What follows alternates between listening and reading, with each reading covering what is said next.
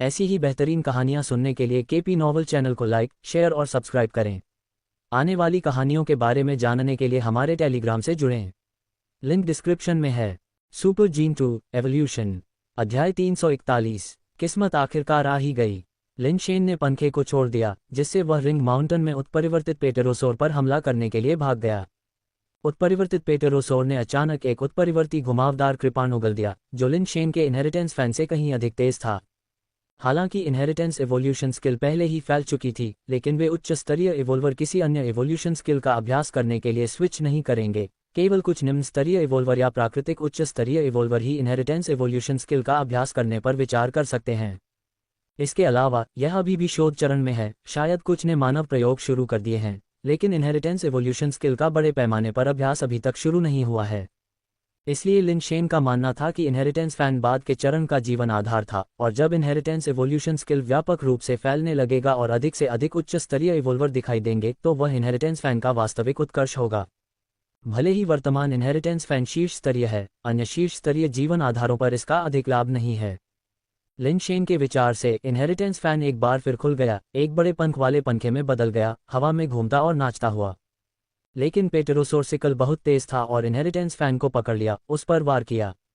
सौभाग्य से अपने पंखे की स्थिति में इनहेरिटेंस फैन के पास बहुत मजबूत बचाव था। पंखे को घुमावदार कृपाण द्वारा ऊपर और नीचे काटा गया था, लेकिन उसे नुकसान नहीं पहुंचा। जब इनहेरिटेंस फैन का पीछा किया गया और म्यूटेंट कर्व कृपाण द्वारा बेतहाशा वार किया गया, तो लिन शेन ने कुछ देर तक देखा और मोटे तौर पर म्यूटेट पेटेरोसोर के ट्रांसमाइग्रेशन समय की संख्या का अनुमान लगाया। पेटेरोसोर सिकल की गति और ताकत के आधार पर म्यूटेट पेटेरोसोर का ट्रांसमाइग्रेशन समय 5वें और 7वें मोड़ के बीच होना चाहिए। बहुत ज्यादा संख्या में ट्रांसमाइग्रेशन बार नहीं, लेकिन कम भी नहीं। घुमावदार कृपाण पंखे को खत्म नहीं कर सका और म्यूटेट पेटेरोसोर अधीर हो रहा था, आसमान की ओर एक लंबी चीख निकाल रहा था। अचानक पेटेरोसोर सिकल पर नीले प्रकाश पैटर्न चमक उठे और पूरा कृपाण एक हरे रंग की रोशनी से चमक उठा। इसकी गति आश्चर्यजनक रूप से अविश्वसनीय डिग्री तक बढ़ गई। लिन शेन ने केवल एक नीली बिजली जैसी घुमावदार कृपाण को रिंग माउंटेन के भीतर से गुजरते हुए देखा, जैसे कि गड़गड़ाहट हो रही हो, जिससे इनहेरिटेंस फैन सभी दिशाओं में उड़ रहा हो।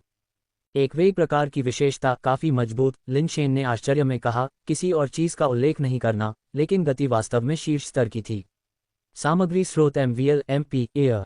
दुर्भाग्य से म्यूटेंट कर्व सेबर की अल्ट्राफास्ट गति बहुत लंबे समय तक बरकरार नहीं रह सकी और जल्द ही फिर से धीमी हो गई। इनहेरिटेंस फैन पर इतने लंबे समय से हमला हो रहा था, लेकिन कोई नुकसान नहीं हुआ।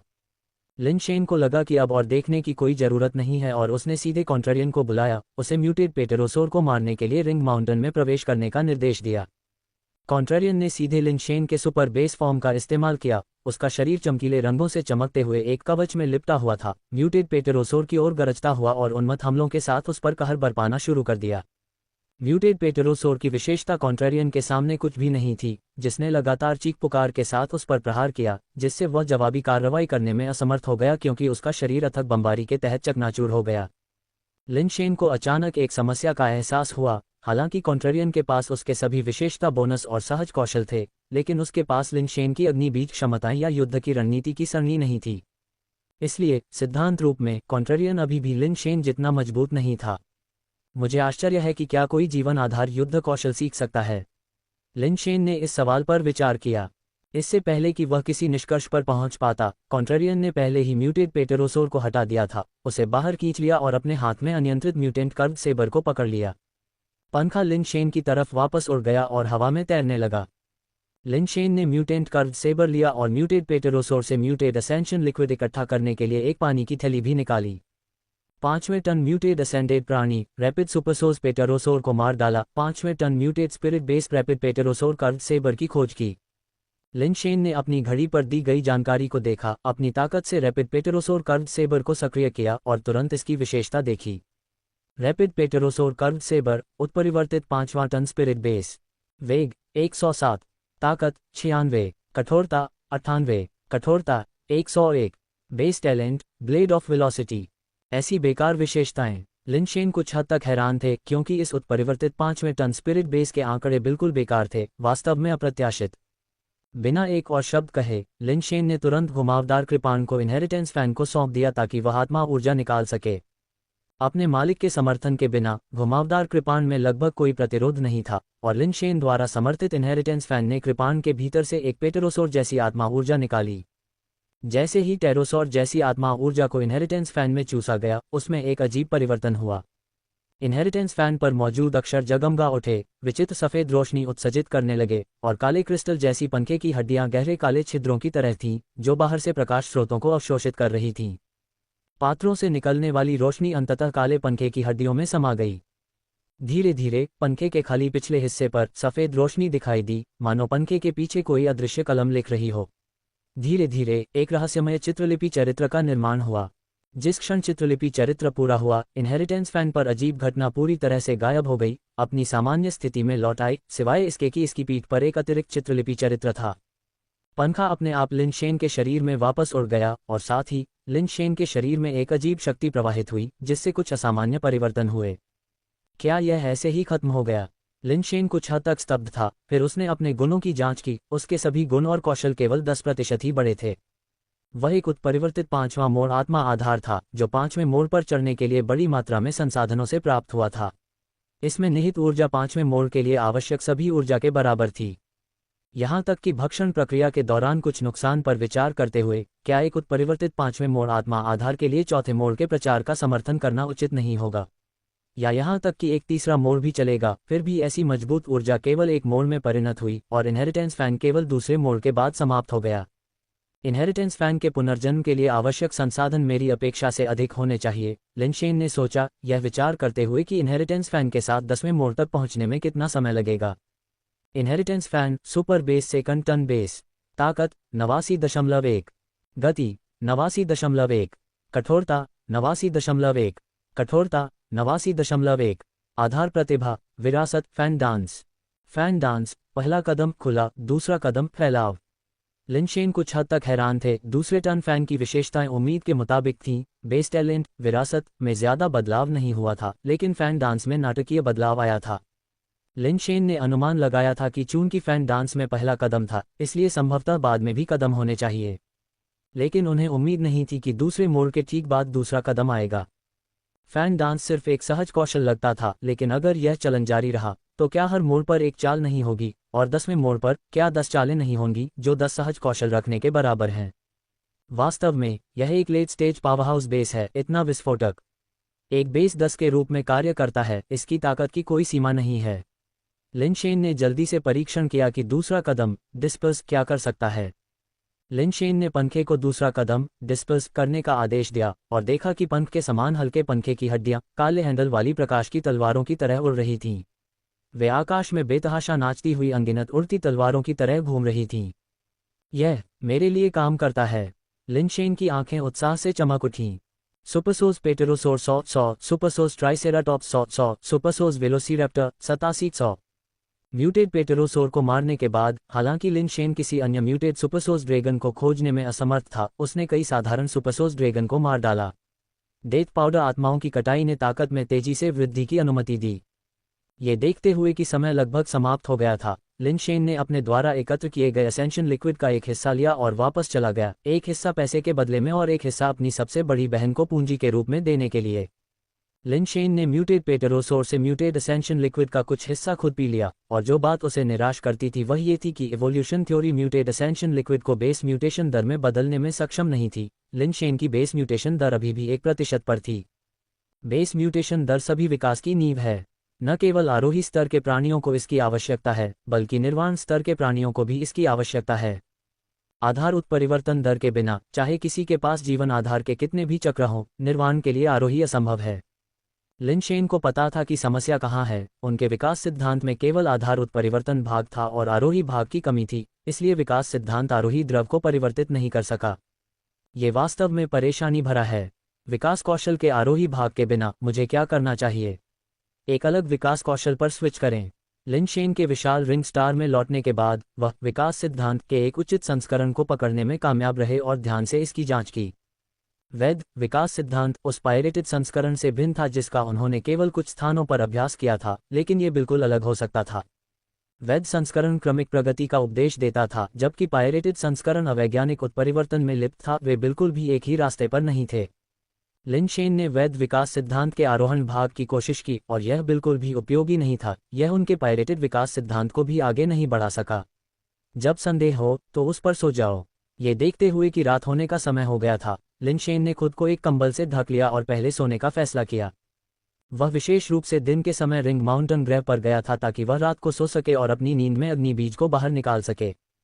लिन शेन मनोवैज्ञानिक बोझ के निशान के बिना बेस म्यूटेशन अंडे को पकड़े हुए सो गया। यहाँ तक कि सबसे महत्वपूर्ण मुद्दों को हल करने के लिए उसके जागने तक इंतजार करना होगा। मानव मात्र ग्रह, ओयांग परिवार का ईश्वर का प्रेम आधार। ओयांग यूडू के अंगों को आरोही स्तर के लिए गढ़ी गई सामग्रियों से जंजीरों में जकड़ा गया था, उसका पूरा शरीर फैला हुआ था और दाग के आकार में हवा में लटका हुआ था। ओयांग यूडू की पलकें नीचे लटकी हुई थीं, जैसे कि वह सो गया हो। यूडू, तुम्हें ऐसा क्यों करना चाहिए? ओयांग जुम्याओ ओयांग यूडू के सामने खड़ा था, आहें भर रहा था। छोटी चाची, आप वापस जा सकती हैं। मैंने जो निर्णय लिया है उसे कोई नहीं बदल सकता, ओयांग यूडू ने अपनी आंखें बंद करके कहा। आप दोहरी साधना से आगे बढ़ने से इनकार करते हैं, यह आपकी पसंद है। आप बाई शेनफेई से शादी नहीं करना चाहते, ये भी आपकी पसंद है। लेकिन अब आपके सामने एकमात्र अवसर है, आप अभी भी क्यों मना कर रहे हैं? यह आपकी आखिरी उम्मीद है। भले ही आपको ओयांग परिवार की परवाह न हो, लेकिन क्या आपको कम से कम अपने बारे में नहीं सोचना चाहिए?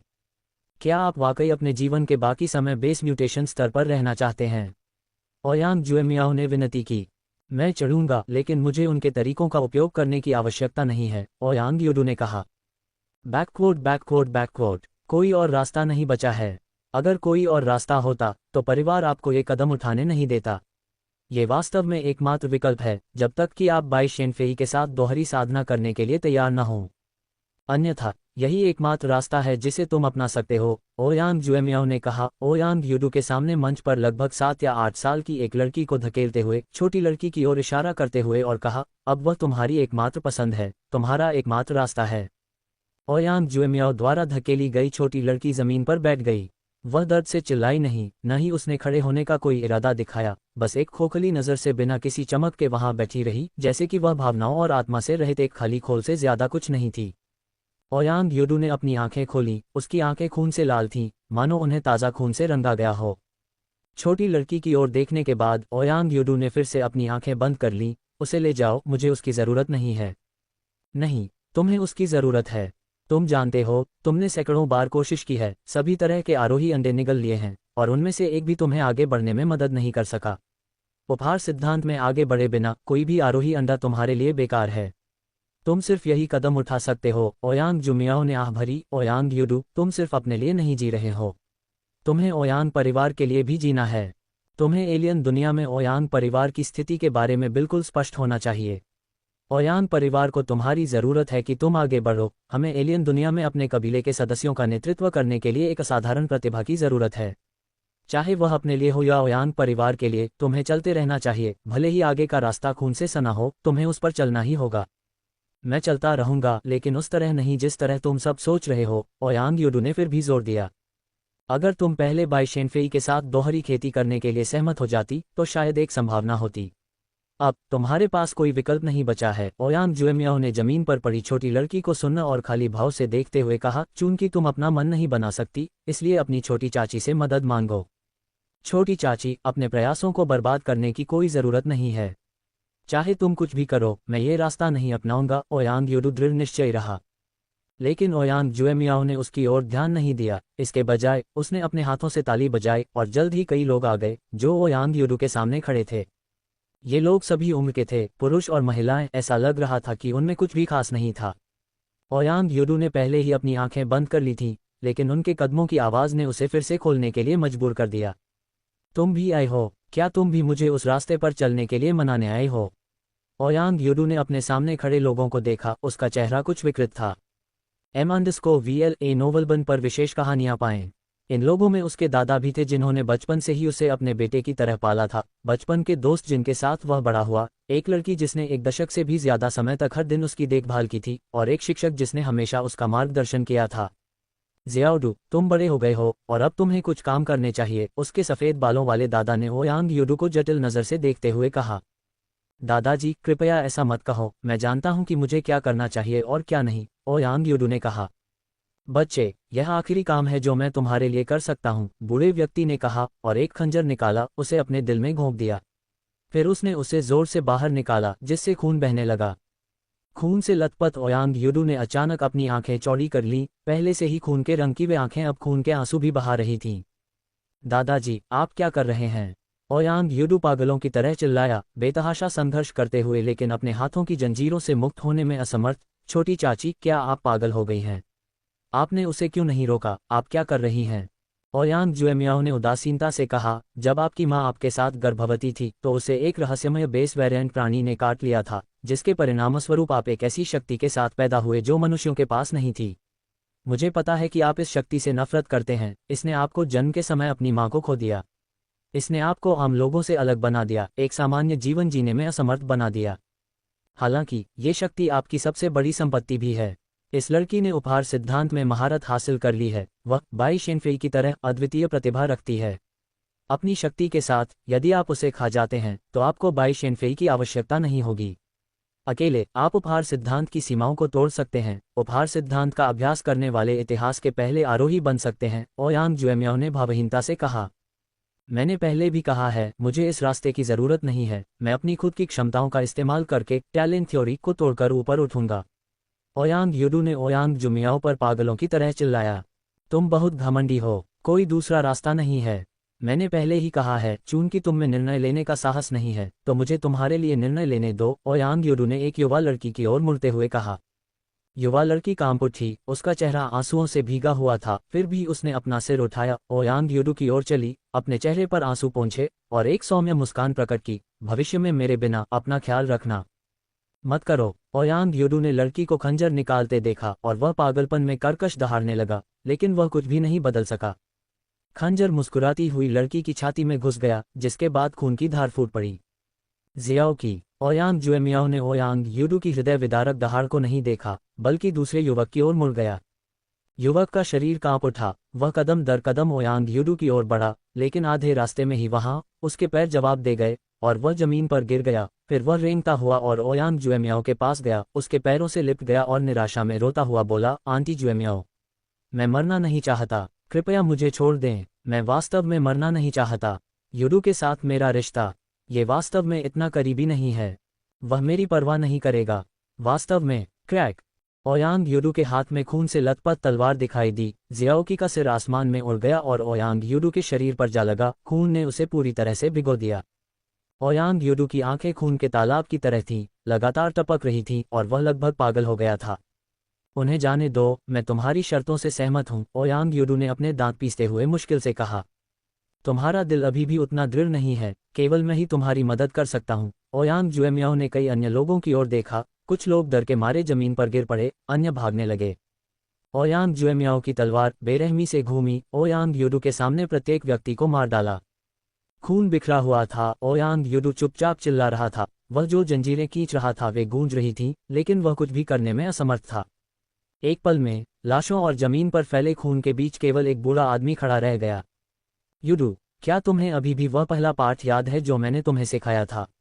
बूढ़ा आदमी ओयांग यूडू के पास गया और मुस्कुराते हुए बोला, गुरु, कृपया ऐसा न करें, मैं आपसे विनती करता हूँ। चाची, मैं आपसे विनती करता हूँ, कृपया ऐसा न करें। ओयांग यूडू को देखने वाले सभी लोग इस बात से सहमत थे कि वह जैद की तरह कीमती सज्जन व्यक्ति के वर्णन पर खरा उतरा था। लेकिन अब ओयांग यूडू एक विकृत जानवर में बदल गया था, रो रहा था और चिल्ला रहा था, उसका चेहरा नाक के बलगम और आंसुओं से सना हुआ था। साधना का मार्ग कठिनाइयों से भरा है, मानवीय मामले स्वाभाविक रूप से दुखद हैं। जब तुम अब कड़वाहट महसूस नहीं करोगे, न ही दुख को समझोगे, तो तुम्हारे जीवन के अभ्यास में कोई बाधा नहीं होगी और आगे का रास्ता आसान हो जाएगा, बूढ़े व्यक्ति ने कहा और खंजर को अपनी छाती में घोंप लिया। यूडू, आगे बढ़ो, बूढ़े व्यक्ति ने मुस्कुराते हुए कहा, खंजर को बाहर निकाला और खून बहने दिया और वह जमीन पर गिर गया। ओयांग यूडू ने रोना बंद कर दिया और अब चिल्लाना बंद कर दिया, चुपचाप एक बच्चे की तरह। उसकी आंखों में खून फीका पड़ रहा था, जिससे उसकी आंखों की असली सफेदी दिखाई दे रही थी। नहीं, ऐसा नहीं था कि खून गायब हो गया था, लेकिन सारा खून उसकी पुतलियों में जमा हो गया था। उसकी पुतलियां एक भयानक कमल के आकार में बदल गई थीं, जैसे कि दो रक्त कमल जमे हुए खून से बने हों, जो उसकी आंखों में परत दर परत खुलते और मुरझाते जा रहे थे। आखिरकार उस अवस्था में प्रवेश करते हुए ओयांग जुएमियाओ ने भावशून्य होकर कहा। उसके लंबे भाले ने ओयांग यूडू को एक के बाद एक बांधने वाली जंजीरों को काट दिया। ओयांग यूडू गिर पड़ा, एक शैतान की तरह जमीन पर बैठी छोटी लड़की को ध्यान से देखते हुए वह उसकी ओर बढ़ा। उसकी पुतलियां लगातार खिलते और मुरझाते रक्त कमल की तरह लड़की को स्थिर रूप से घूर रही थीं। उसके मुंह के कोने पीछे की ओर मुड़ रहे थे, जैसे कि वह मुस्कुरा रहा हो, लेकिन वह मुस्कान इतनी डरावनी थी कि किसी की भी हड्डियों तक कांप उठती थी। जब ओयांग यूडू छोटी लड़की के सामने खड़ी हुई तो वह भी, जिसे लगा कि उसका दिल पहले ही मर चुका है, कांपने से खुद को नहीं रोक पाई, जैसे कि उसे अब डर का एहसास हो रहा हो। ओयांग यूडू ने अपनी जीभ बाहर निकाली और अपने होठों को बढ़ा चढ़ाकर चाटा। उसकी जीभ रक्तहीन मांस के रंग की थी, जो सफ़ेद के करीब थी लेकिन पूरी तरह से सफ़ेद नहीं थी। छोटी लड़की जो जमीन पर गिर गई थी, वह पीछे की ओर भागने के अलावा कुछ नहीं कर सकी। उसकी आंखों में निराशा के रंग भर गए। ओयांग यूडू ने अपनी सामान्य सज्जनता को पूरी तरह से त्याग दिया था और एक खूनी जानवर की तरह वह छोटी लड़की पर झपटा, उसे जमीन पर गिरा दिया। उसने अपना मुंह खोला और अपने भयानक सफ़ेद दांत और रक्तहीन जीभ दिखाए और फिर लड़की की गर्दन की ओर काटा। बस ऐसे ही, उसे खा जाओ, उसके बारे में सब कुछ अपना बना लो। तुम तुरंत प्रतिभा सिद्धांत के माध्यम से आरोही प्राप्त करने वाले इतिहास के पहले आरोही बन जाओगे। ओयांग परिवार का भविष्य अब केवल तुम पर निर्भर हो सकता है। ओयांग जुमियाओ की आंखें चमक उठीं, उसका शरीर अत्यधिक उत्तेजना से कांप रहा था। लड़की ने निराशा में अपनी आंखें बंद कर लीं, अपनी त्वचा पर दांतों का स्पर्श महसूस किया। उसका शरीर बेकाबू होकर कांप रहा था, भय से ऐंठ रहा था, लेकिन प्रत्याशित दर्द कभी नहीं आया। लड़की ने हर पल डर में बिताया, फिर भी दर्द कभी नहीं आया। तुम क्या कर रहे हो? उसे खा जाओ। ओयांग जुमियाओ को एहसास हुआ कि कुछ गड़बड़ है और ओयांग यूडू की पीठ पर दहाड़ने लगा। ओयांग यूडू ने वैसा नहीं किया जैसा वह चाहती थी। उसका शरीर स्थिर रहा, मानो जम गया हो, बस वहीं पड़ा हो। धीरे धीरे ओयांग यूडू के दांत छोटी लड़की की गर्दन से हट गए, जिससे उसे अनजाने में अपनी आंखें खोलने के लिए प्रेरित होना पड़ा। उसने देखा कि ओयांग यूडू की आंखों में अभी भी भयानक रक्त कमल थे, लेकिन उसके चेहरे पर घिनौनापन धीरे धीरे कम हो रहा था, कम भयावह लग रहा था। असंभव, तुम उस अवस्था में पहुंच चुके हो। वध और भक्षण की इच्छा को नियंत्रित करना असंभव है। असंभव। ओयांग जुएमियाओ ने ओयांग यूडू को धीरे धीरे छोटी लड़की से उठते हुए देखा और वह खुद कुछ हद तक उन्मत्त हो गई।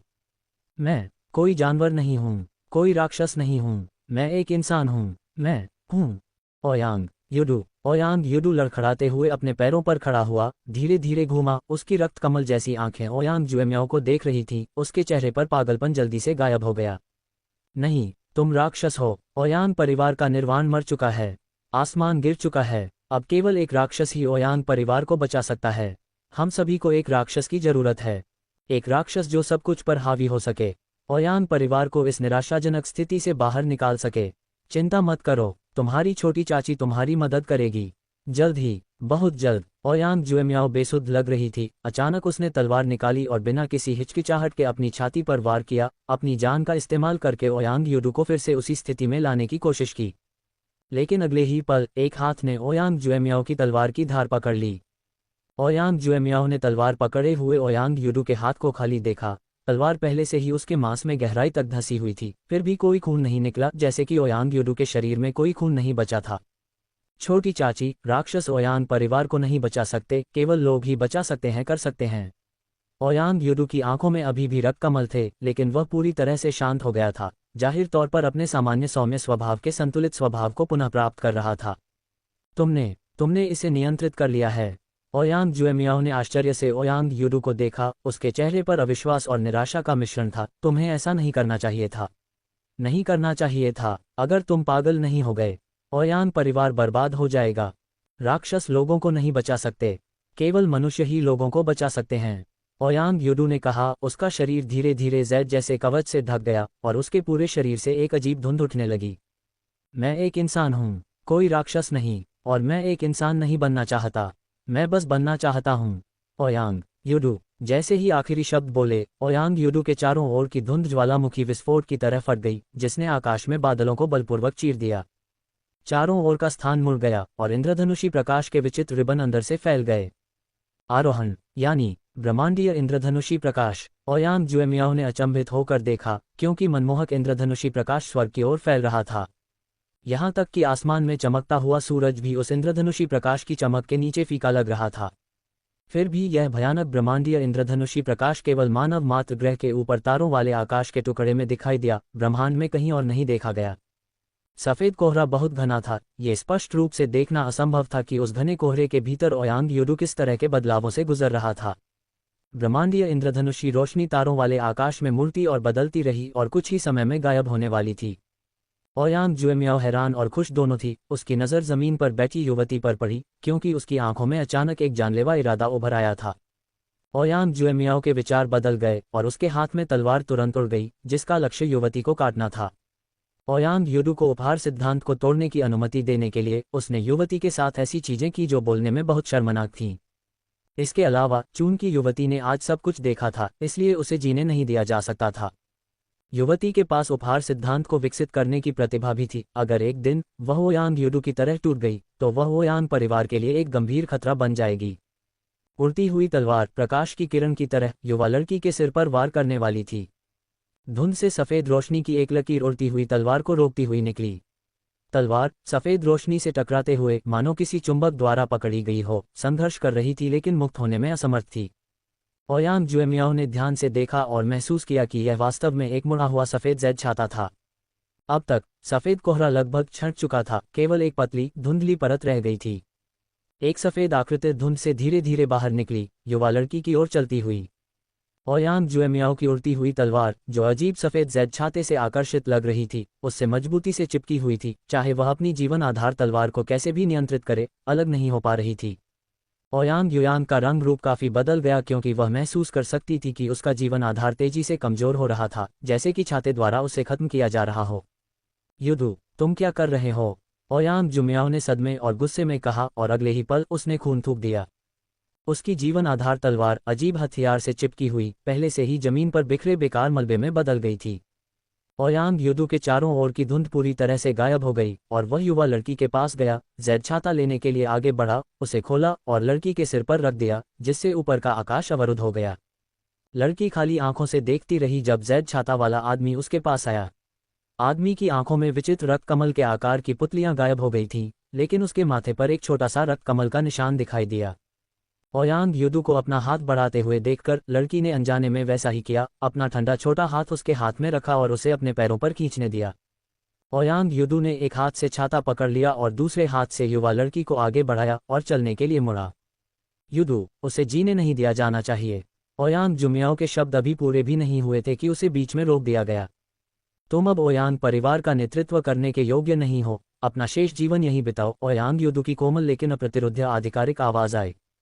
लिनशेन जाग गया और जैसा कि अपेक्षित था उसने पाया कि बेस म्यूटेशन अंडे ने अपना मोज़ेक खो दिया था और उसके दिमाग में एक अग्नि बीज के बारे में जानकारी उभरी थी।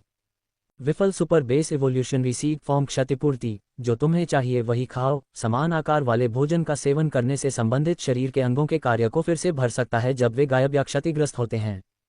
ये किस तरह की अजीब क्षमता है? लिनशेन की अभिव्यक्ति कुछ अजीब थी। उनके गृहनगर में वास्तव में फॉर्म क्षतिपूर्ति की अवधारणा में एक विश्वास था। उदाहरण के लिए, यह माना जाता था कि सूअर के पैर खाने से किसी के अपने पैरों की चोटों को ठीक करने में मदद मिल सकती है।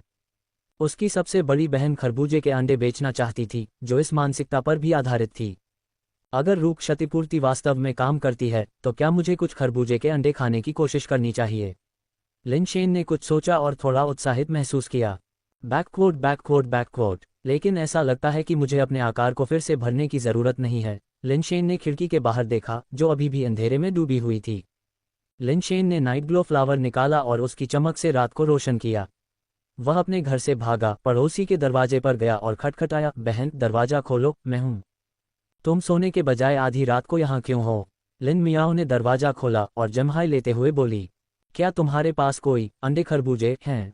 मुझे कुछ दे दो। लिनशेन ने सीधे मुद्दे पर बात की। लिन मियाओ ने लिनशेन को अजीब भाव से ऊपर से नीचे तक देखा। उसके होंठ हिल रहे थे जैसे कि वह कुछ कहना चाहती हो, लेकिन उसने कहा नहीं। इसके बजाय वह घर में वापस चली गई, 5 या 6 अंडे खरबूजे से भरा एक टोट बैग लेकर वापस आए और उसे लिनशेन को सौंप दिया।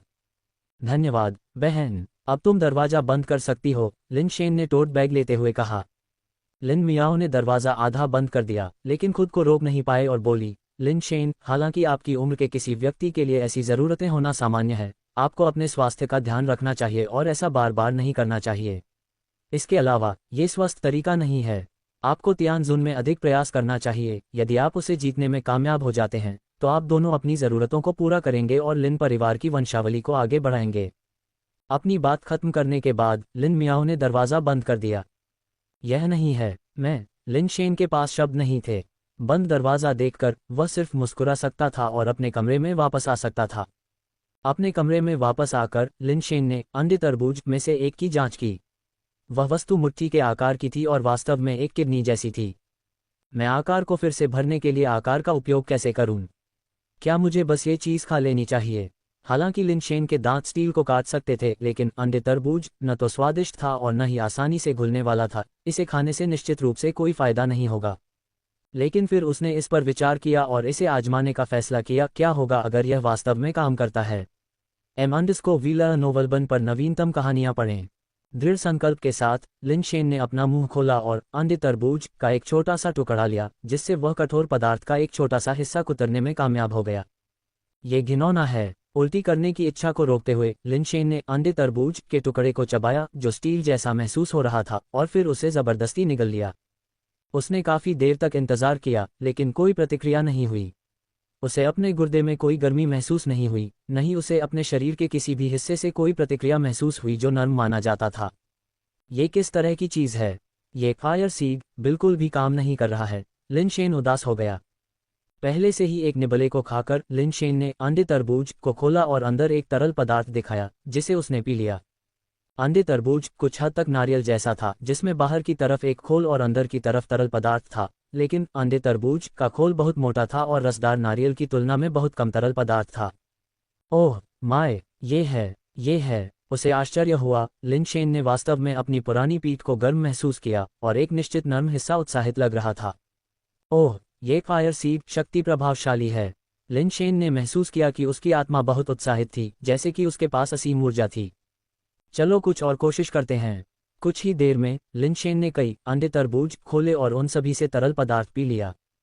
अगली सुबह नाश्ते पर लिन शेन कहीं नहीं था देखा। तियानशिन ने तुरंत बटलर को लिन शेन को बुलाने के लिए भेजा, लेकिन बटलर वापस आया और कहा कि लिन शेन थोड़ी देर और सोना चाहता है और उसने उन्हें उसके बिना खाने के लिए कहा। उसे बिल्कुल भी शिष्टाचार का बोध नहीं है। क्या उसे नहीं पता कि हमें आज चेसबोर्ड द्वीप जाना है? तियानशिन खड़ी हुई और खुद लिन शेन को बुलाने चली गई। जब वह लिन शेन के दरवाजे पर पहुंची तो उसने लगातार दस्तक दी। लिन शेन ने अंदर जो भी कहा वह दरवाजा खोले बिना नहीं गई। थोड़ी देर बाद लिन शेन इसे और बर्दाश्त नहीं कर सका और आखिरकार उसने दरवाजा खोल दिया। क्या मैंने तुम्हें नहीं बताया था? तुम लोग जाओ और खाओ, मैं थोड़ा और सोना चाहता हूँ, लिन शेन ने अपने कंबल में लिपटे हुए बाहर आते हुए कहा। सो जाओ, हम नाश्ते के तुरंत बाद निकल रहे हैं। मैंने तुम्हें कभी इतना आलसी नहीं देखा। क्या रात तुम्हारे लिए काफ़ी नहीं थी? तियानशिन लिन शेन से बहुत अधिक परेशान हो रही थी, इसलिए उसने अपना हाथ बढ़ाकर उस कंबल को पकड़ लिया जिसमें लिन शेन लिपटा हुआ था। मुझे मत छुओ, लिन शेन ने जल्दी से बचने की कोशिश की, लेकिन तियानशिन का हाथ बहुत तेज था और वे बहुत करीब थे। तियानशिन ने रजाई का एक कोना पकड़ लिया और जैसे ही लिन शेन पीछे हटे, उन्होंने अचानक उसे फाड़ दिया। क्या मत छुओ? दिन के उजाले में रजाई में लिपटा हुआ। क्या? तियानशिन की आंखें चौड़ी हो गईं, लिन शेन के शरीर पर एक निश्चित आमतौर पर अगोचर स्थान को घूरते हुए, जिसने एक आश्चर्यजनक छोटा सा तंबू खड़ा कर दिया था। तियानशिन की आंखें सीधी हो गईं और उसके शब्द उसके मुंह में अटक गए। तियानजुन, लिन मियाओ, वेई और यूं नाश्ता कर रहे थे जब उन्होंने तियानशिन को कुछ अजीब भाव के साथ ऊपर से नीचे आते देखा, जैसे कि उसे किसी तरह का झटका लगा हो। अभी भी सुबह है, जल्दी मत करो, उसे थोड़ा और सोने दो, तियानजुन ने कहा, ये सोचकर कि तियानजुन इसलिए नाराज हो रहा था क्योंकि वह लिन शेन को जगा नहीं पाया था। तियानजुन ने अपने होंठ हिलाए जैसे कि वह कुछ कहना चाहता हो, लेकिन अंत में उसने कुछ नहीं कहा और अपना खाना खाने बैठ गया। नाश्ता खत्म करने और थोड़ी देर इंतजार करने के बाद, क्योंकि वे वास्तव में और देरी नहीं कर सकते थे, तियानजुन केवल लिन शेन को बुलाने के लिए संचारक का उपयोग कर सकती थी। जब उसने लिन शेन को देखा, जो देर से आया था, तो वह एक पल के लिए रुकने से खुद को रोक नहीं पाए। लिन शेन का पहनावा आज हमेशा से काफी अलग था। वास्तव में ये बहुत अलग था। उसने एक ओवरसाइज्ड रोब पहना था। हालांकि तियानजुन वास्तव में देखना नहीं चाहता था, लेकिन उसकी नज़र लिन शेन के शरीर पर उस जगह पर जाने से नहीं रोक सकी जिसने उसे अंदर से बेहद असहज महसूस कराया। ऐसा लग रहा था कि कुछ भी असामान्य नहीं था, लेकिन तियानजुन को अभी भी लगा कि लिन शेन थोड़ा चल रहा था अजीब तरह से।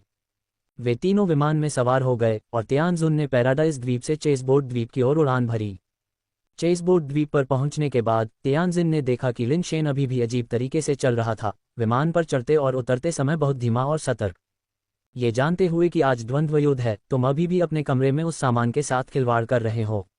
अगर तुम इस वजह से लड़ाई के दौरान जेली लेग झींगा बन जाते हो और चीज़ों को खराब कर देते हो, तो मैं देखना चाहता हूं कि तुम मेरे चचेरे भाई को कैसे समझाते हो, तियानजिन ने लिन शेन के बगल में ठंडे स्वर में कहा। तियानजुन और ची परिवारों के लोगों का अभिवादन करने गया, जबकि तियानजिन ने लिन शेन को ठंडे स्वर में गुनगुनाया। ये वह नहीं है जो तुम सोच रहे हो, और मैं भी इसे नहीं चाहता। मेरे पास कोई विकल्प नहीं था, लिन शेन ने निराशा में कहा। कोई विकल्प नहीं से तुम्हारा क्या मतलब है? ऐसा इसलिए है क्योंकि तुम खुद को नियंत्रित नहीं कर सकते, तियानशिन ने अपने होंठ सिकोड़ते हुए कहा। काश मैं इसे नियंत्रित कर पाता, लेकिन मैं नहीं कर सकता, इसलिए मुझे इसे अपने पैर से बांधना पड़ा, लिन शेन ने कहा, क्योंकि तियानशिन ने पहले ही अपनी शर्मनाक स्थिति देख ली थी, छिपाने के लिए कुछ भी नहीं बचा था। बांधो, इसे अपने पैर से बांधो। तियानशिन हकलाया, उसकी नज़र अनजाने में लिन शेन की जांघ पर चली गई। दुर्भाग्य से ओवरसाइज्ड रोब ने सब कुछ छिपा दिया और वह कुछ भी नहीं देख सका। तियानजुन की तरफ से एक दौर की विनम्रता के बाद वे सामान्य प्रक्रिया में प्रवेश कर गए, लड़ाई का क्रम तय करने के लिए ड्रॉ शुरू किया। चूंकि यह 3 तरफा लड़ाई थी, इसलिए लड़ाई में जीत का दावा करने के लिए एक को लगातार 2 विरोधियों के खिलाफ जीतना था। पहले जाने वाला व्यक्ति निश्चित रूप से नुकसान में था, लेकिन अफसोस तियानशुन की किस्मत खराब थी, उसने लिन शेन को चीबा के खिलाफ पहले जाने के लिए मजबूर किया। अगर लिन शेन जीत जाता तो उसका अगला प्रतिद्वंद्वी ज़िमेन स्वॉर्ड्समैन होता। अगर लिन शेन हार जाता तो चीबा ज़िमेन स्वॉर्ड्समैन का सामना करता। अगर चीबा फिर से जीत जाता तो यह खत्म हो जाता। हालांकि अगर चीबा ज़िमेन स्वॉर्ड्समैन से हार जाता तो लिन शेन के पास अभी भी मौका होता। लिन शेन ने दूसरों से मौका मिलने का इंतजार करने की योजना नहीं बनाई थी, वह इस लड़ाई को जीतने के लिए दृढ़ था। लिन शेन के पैर में क्या समस्या है? लिन शेन को चीबा की ओर चलते देखकर तियानशुन ने देखा कि उसका पैर अभी भी थोड़ा अजीब लग रहा था, और हैरान होकर उसने तियानशुन से पूछा कि उसके बगल में कौन था। चिंता मत करो, वह ठीक है। तियानशुन की अभिव्यक्ति अजीब थी और वह तियानशुन को विस्तार से नहीं समझा सकी। एन 117 और ची 118 ने यह भी देखा कि लिन शेन के पैर थोड़े असंयोजित लग रहे थे, जो उन्हें अजीब लगा, और वे अनिश्चित थे कि वह घायल था या कुछ हुआ था। वे सभी आश्चर्यचकित थे कि तियानजुन ने लिन शेन को अपने पैर की समस्याओं के साथ लड़ाई में क्यों प्रवेश करने दिया। तियानशुन, अगर तुम किसी और को बदलना चाहते हो तो तुम अभी ऐसा कर सकते हो, मुझे कोई आपत्ति नहीं है, एन 117 ने उदारता से कहा। वास्तव में वह जानता था कि अगर वह सहमत भी हो जाता तो ची 118 अंतिम समय में प्रतिस्थापन को मंजूरी नहीं देता, और इसके अलावा तियानशुन के गर्व के साथ वह ऐसा कुछ नहीं करेगा। कोई ज़रूरत नहीं है, तियानशुन ने उदासीनता से कहा। शतरंज द्वीप पर चीबा ने लिन शेन की अस्थिर चाल को देखकर उसका मजाक उड़ाया। क्या तुम्हें शुरू करने से पहले अपने पैरों को व्यवस्थित करने के लिए कुछ समय चाहिए, ताकि हारने पर तुम्हारे पास कोई बहाना न हो? लिन शेन अंदर से बहुत निराश महसूस कर रहा था, उसे इतने सारे खरबूजे के बीज नहीं खाने चाहिए थे। उसे नहीं पता था कि खरबूजे के बीजों का वास्तव में कोई विशेष प्रभाव था, या जैसा ठीक वैसा ठीक का सिद्धांत बहुत अच्छा काम करता था, लेकिन किसी भी तरह से वह कल रात से असहज महसूस कर रहा था। अब अपने पैरों को बांधकर वह बहुत दूर तक चलने की हिम्मत नहीं कर सकता था। अगर वह लड़ाई के दौरान बहुत आगे बढ़ता तो परिणाम बहुत गंभीर हो सकते थे। मुझे 1 इंच भी हिले बिना इस लड़ाई को खत्म करने का तरीका खोजना होगा। अगर वह हिल नहीं सकता तो लिन शेन की सफिंग मुट्ठी आधी बेकार हो जाएगी। कोई ज़रूरत नहीं, चलो शुरू करते हैं, लिन शेन ने कहा, ज़मीन पर मजबूती से टिका हुआ और अभी हवा में उड़ने का इरादा नहीं था। तो मुझे तुम्हें धमकाने के लिए दोष मत दो, चीबा ने पलटवार किया, जिसने तुरंत अपने जीवन आधार को बुलाया, एक विशाल योद्धा जो सुनहरे कवच में लिपटा हुआ था और एक विशाल हथौड़ा चला रहा था। लिन शेन को पहले से ही तियानजुन से पता था कि चीबा का जीवन आधार थंडर गॉड था, जिसमें अविश्वसनीय रूप से शक्तिशाली विनाशकारी क्षमताएं थीं। हालांकि यह केवल 6ठे मोड़ पर था, 9वें या 10वें मोड़ पर साधारण योद्धाओं को भी थंडर गॉड से मुकाबला करना मुश्किल लगता था।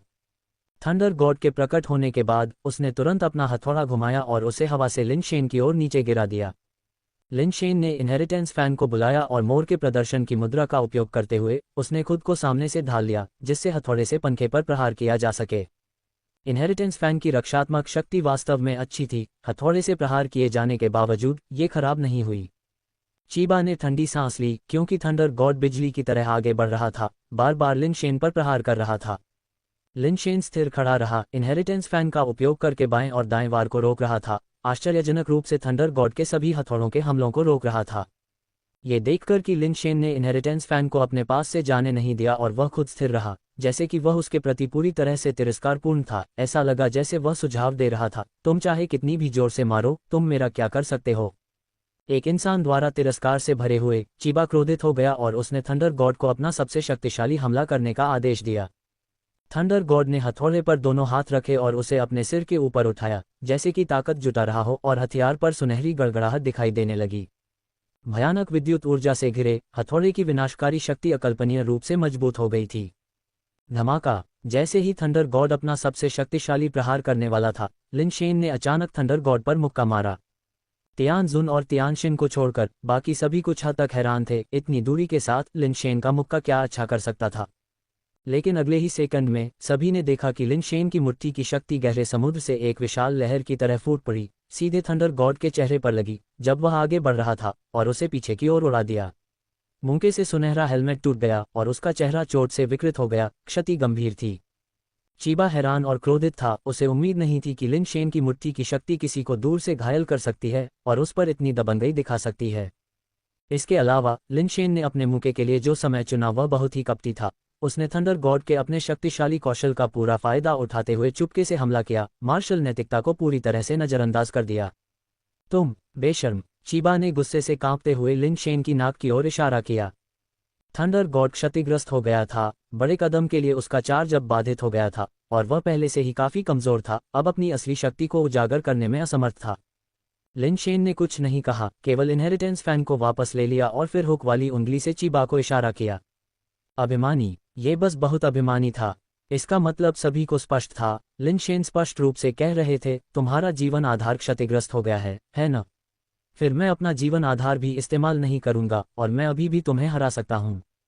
उन्हें शायद ही पता था कि लिन शेन इनहेरिटेंस फैन पर इनहेरिटेंस एवोल्यूशन स्किल को प्रकट नहीं करना चाहता था, इसलिए उसका इनहेरिटेंस फैन को अपने आप हमला करने देने का कोई इरादा नहीं था। चीबा ने कभी भी इस तरह की धृष्टता को बर्दाश्त नहीं किया था, इसलिए उसने थंडर गॉड को हटा दिया और सीधे लिन शेन पर हमला किया। वह पहले से ही जानता था कि लिन शेन के पास मुट्ठी की शक्ति है जो दूर से चोट पहुंचाने में सक्षम है, अपने जीवन आधार के बिना दूरी उसे नुकसान में डाल देगी। इसलिए चीबा के पास लिन शेन के साथ करीबी मुकाबला चुनने के अलावा कोई विकल्प नहीं था, अन्यथा उसे केवल निष्क्रिय रूप से हराया जा सकता था। अगर दोनों में से कोई भी अपने जीवन आधार का उपयोग नहीं करता, तो चीबा यह मानने से इनकार कर देता कि वह हाथ से हाथ की लड़ाई में लिन शेन से हार जाएगा। चीबा बिजली की तरह आगे बढ़ा, उसके घूंसे गरज की तरह थे, लिन शेन के सामने भयंकर ताकत से वार कर रहे थे। लिन शेन वहीं स्थिर खड़ा रहा, अपनी मुट्ठियां भी भींच लीं, मानो वह चीबा की मुट्ठी की शक्ति का सीधा मुकाबला करना चाहता हो। चीबा का दिल खुशी से उछल पड़ा, उसके पास एक सहज कौशल था जो उसकी मुट्ठी शक्ति को बढ़ाता था, जिससे निश्चित रूप से लिन शेन को बहुत तकलीफ होती। मेरे सामने खड़े होने की कोशिश करो और आज तुम सीखोगे कि मेरी मुट्ठियां कितनी कठोर हो सकती हैं। चीबा ने अपनी मुट्ठी से जोर से प्रहार किया, अपनी सारी शक्ति उसमें झोंक दी। लेकिन अगले ही पल चीबा की मुट्ठी ने मोर के डिस्प्ले जैसे इनहेरिटेंस फैन पर प्रहार किया। अचानक प्रकट हुए इनहेरिटेंस फैन ने उसकी मुट्ठी को रोक दिया, जबकि लिन शेन की मुट्ठी बेतरतीब ढंग से चीबा के शरीर पर जा गिरी। चीबा को शतरंज की बिसात के द्वीप की सीमा से बाहर उड़ा दिया गया, हवा में लटकते हुए और लिन शेन को कोसते हुए। तुम घृणित और बेशर्म! लाइफ बेस का उपयोग कर रहे हो। MV योजक चिन्ह novelbin.net से विशेष सामग्री का आनंद लें। बेवकूफ! मैंने कभी नहीं कहा कि मैं लाइफ बेस का उपयोग नहीं करूंगा। लिन शेन ने चीबा की बात को अनदेखा किया, सांस लेने और अपने भीतर के दबाव को दूर करने के लिए अपनी आंखें बंद कर लीं। N117 और ची 118 ने एक दूसरे को देखा। लिन शेन की जीत वास्तव में थोड़ी चालाक थी, लेकिन वह भी गलत नहीं था। उसने कभी नहीं कहा कि वह लाइफ बेस का उपयोग नहीं करेगा, इसलिए यदि किसी को दोषी ठहराया जाना था तो वह केवल चीबा ही हो सकता था, क्योंकि वह पर्याप्त रूप से सतर्क नहीं था। मनुष्य वास्तव में चालाक होते हैं। ची 118 ने ठंडी सांस ली, लेकिन हार तो हार ही थी और उसे यह स्वीकार करना पड़ा। N117 ने कुछ नहीं कहा, ये देखते हुए कि उसका प्रतिनिधित्व करने वाला भी एक मानव था। वह क्या कह सकता था? वह केवल दिखावा कर सकता था कि उसने सुना ही नहीं।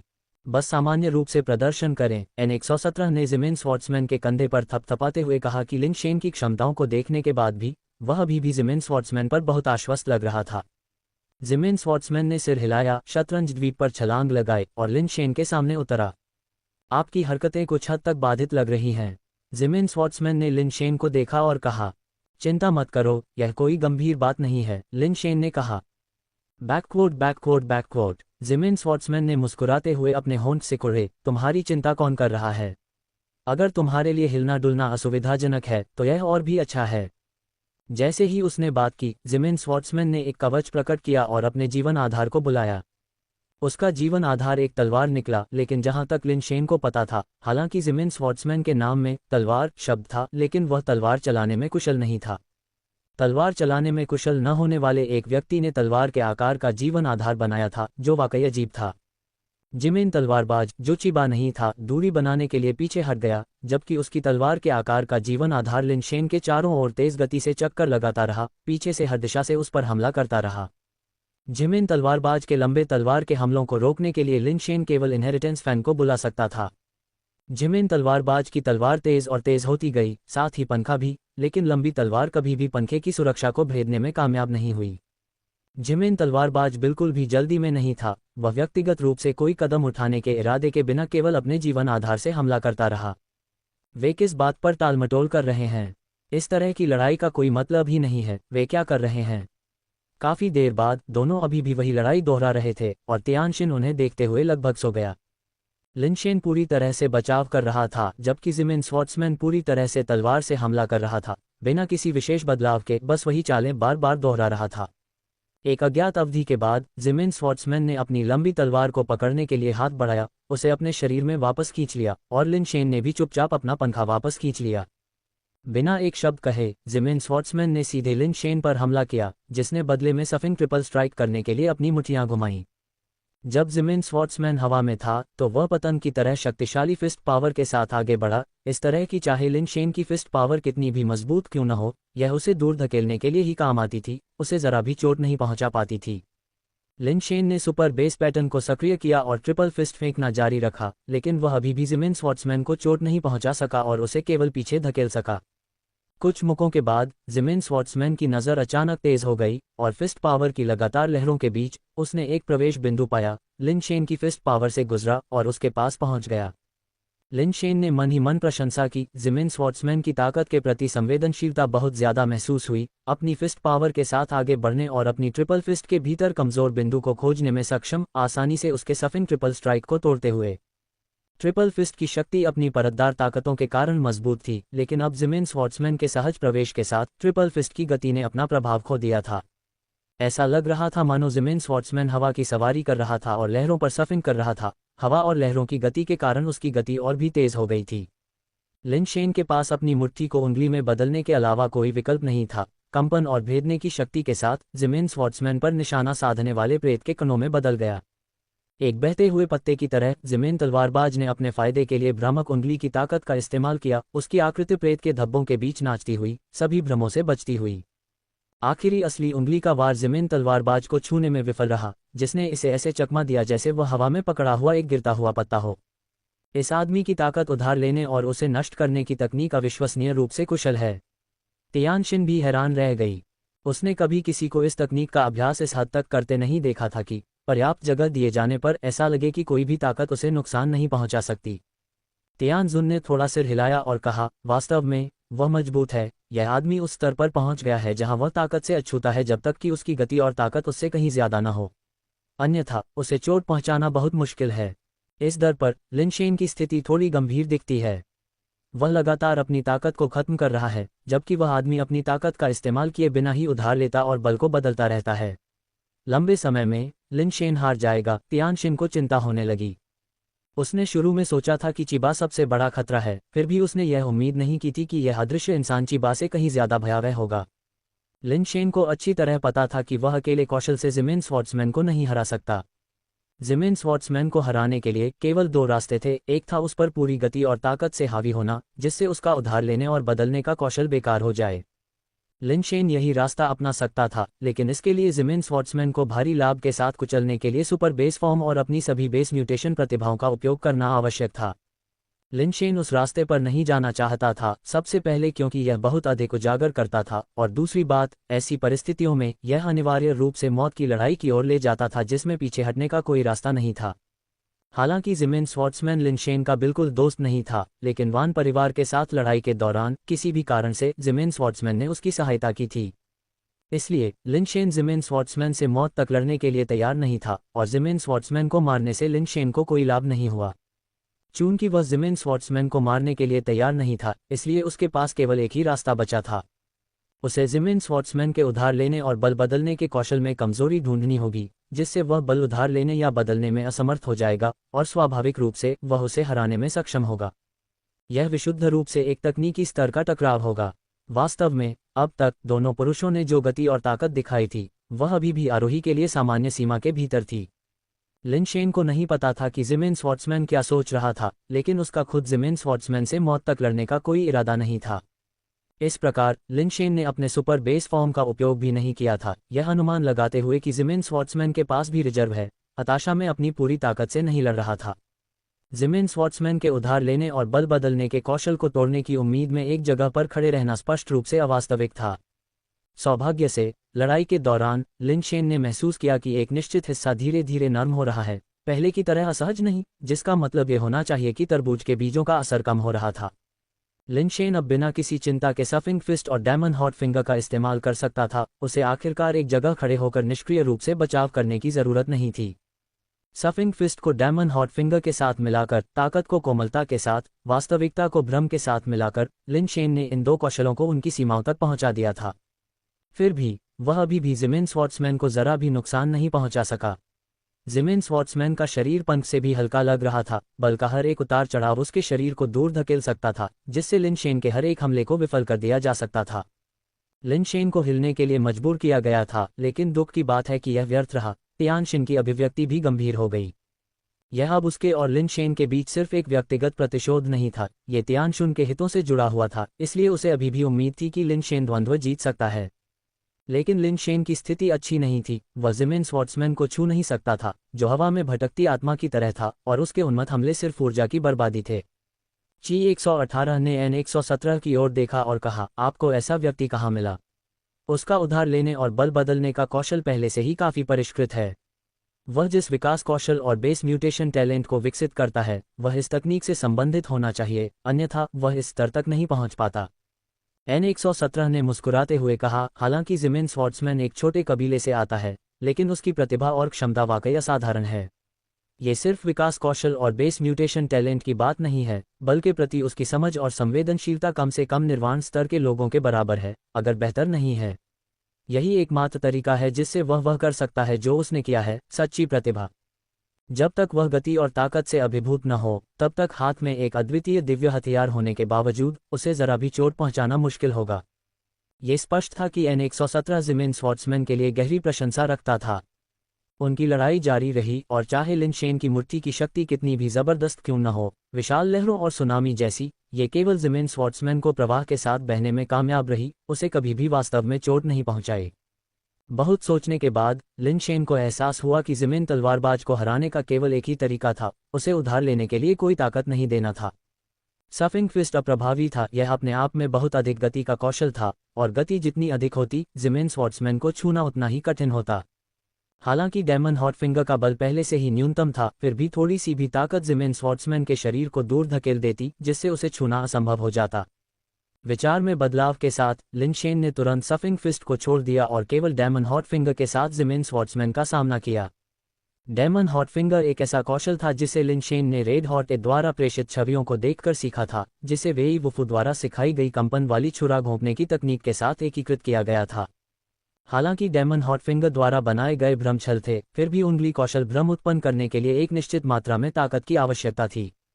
ये वास्तव में बल का वह हिस्सा था जिसके कारण लिन शेन की उंगलियां कभी भी ज़िमेन स्वार्ट्समैन को नहीं लगी। इसके बजाय ज़िमेन स्वार्ट्समैन को अवसर का लाभ उठाने की अनुमति मिली और लिन शेन को ज़िमेन स्वार्ट्समैन के कमज़ोर और शक्तिहीन हमलों से बचने के लिए बार बार पीछे हटने के लिए मजबूर होना पड़ा। लिन शेन अच्छी तरह से जानते थे कि ज़िमेन स्वार्ट्समैन के हमले बिना ताकत के नृत्य की तरह कोमल दिखते हुए भी केवल धोखा देने वाले थे। अगर कोई उसके मुखों या हथेलियों से चोट खाए तो शायद ये सुखद नहीं होगा।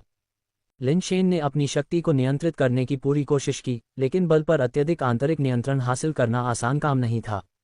सफिंग फिस्ट छोड़ने के बाद लिन शेन की स्थिति और भी मुश्किल हो गई।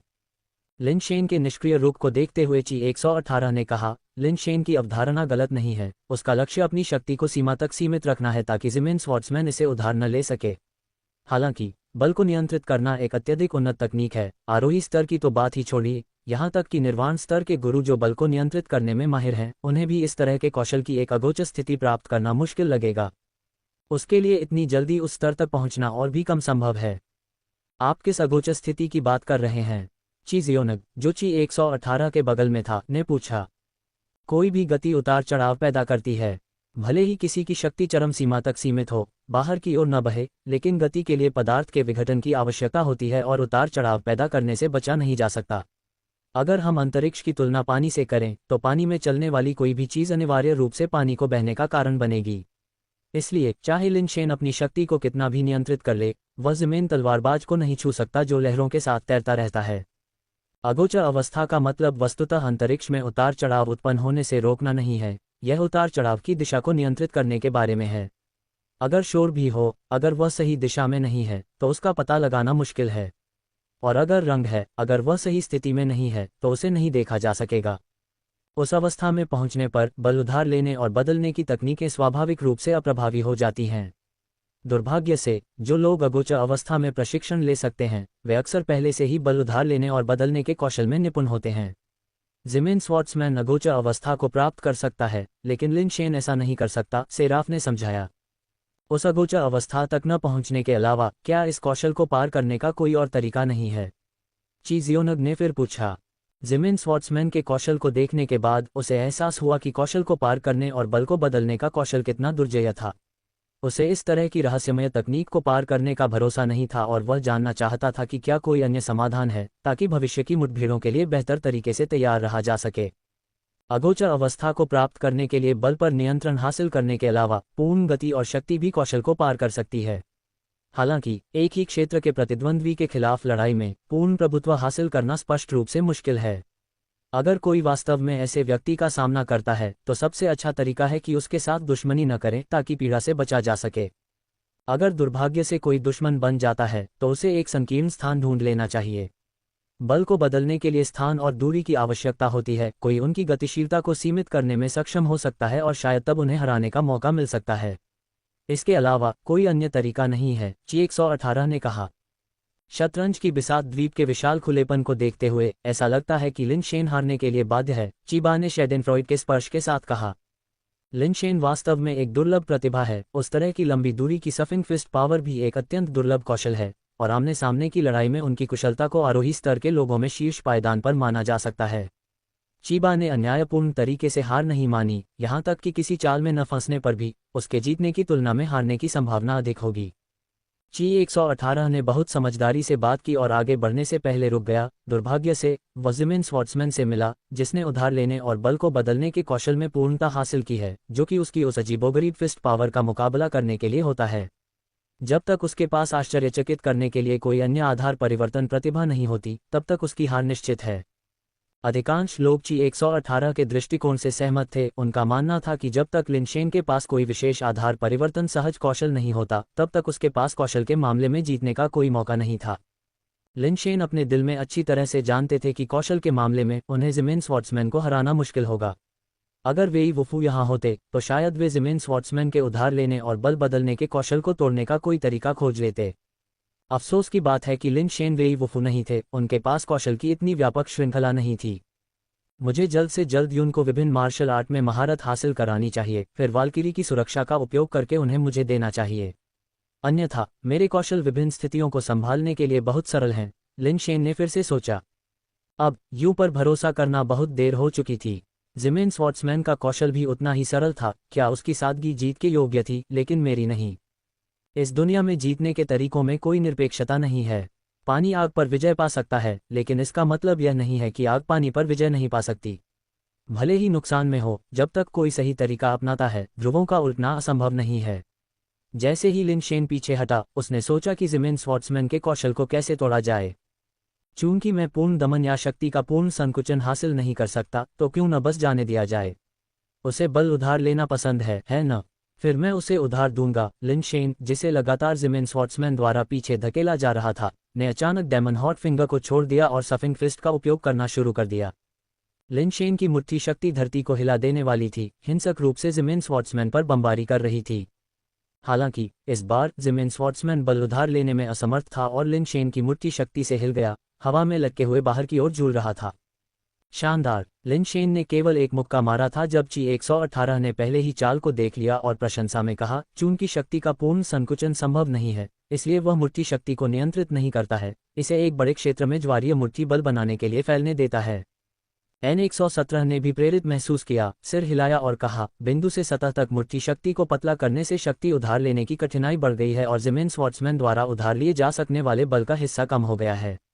ऐसा लगता है कि उसने अपनी मुट्ठी शक्ति की विनाशकारिता को कम कर दिया है, लेकिन जिमिन तलवारबाज के लिए खतरा बढ़ गया है।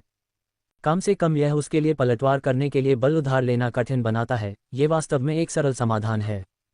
हालांकि ये समाधान केवल स्थिति को बदल सकता है और जिमिन तलवारबाज को पलटवार करने के लिए बल उधार लेने से रोक सकता है, ये निरंतर ऊर्जा खपत के मुद्दे को हल नहीं करता है। इस तरह के एक विस्तृत क्षेत्र ज्वारीय मुट्ठी बल वास्तव में लिन शेन के अपने ऊर्जा व्यय को बढ़ाता है। एक बार जब उसकी ताकत बहुत कम हो जाती है और सहनशक्ति एक मुद्दा बन जाती है, तो वह अंत में हार जाएगा, ची 118 ने कहा। तियानशिन का दिल ऊपर नीचे होता रहा सुनते हुए। एक पल उन्होंने कहा कि लिन शेन ने एक अच्छा समाधान ढूंढ लिया है। अगले उन्होंने कहा कि वह अभी भी हारने के लिए बाध्य है। क्या वे सिर्फ उसके साथ खिलवाड़ नहीं कर रहे थे? चचेरी बहन, क्या लिन शेन वास्तव में ऐसा कर सकता है? तियानशिन ने तियानजुन से पूछा, जो उसके बगल में था, क्योंकि वर्तमान स्थिति को समझना वास्तव में कठिन था। वह हारेगा नहीं, तियानजुन को बिल्कुल भी चिंता नहीं थी। उसे पूरा यकीन था कि लिन शेन जीत जाएगा। दूसरों ने लिन शेन की क्षमताओं को नहीं देखा होगा, लेकिन तियानजुन ने देखा था।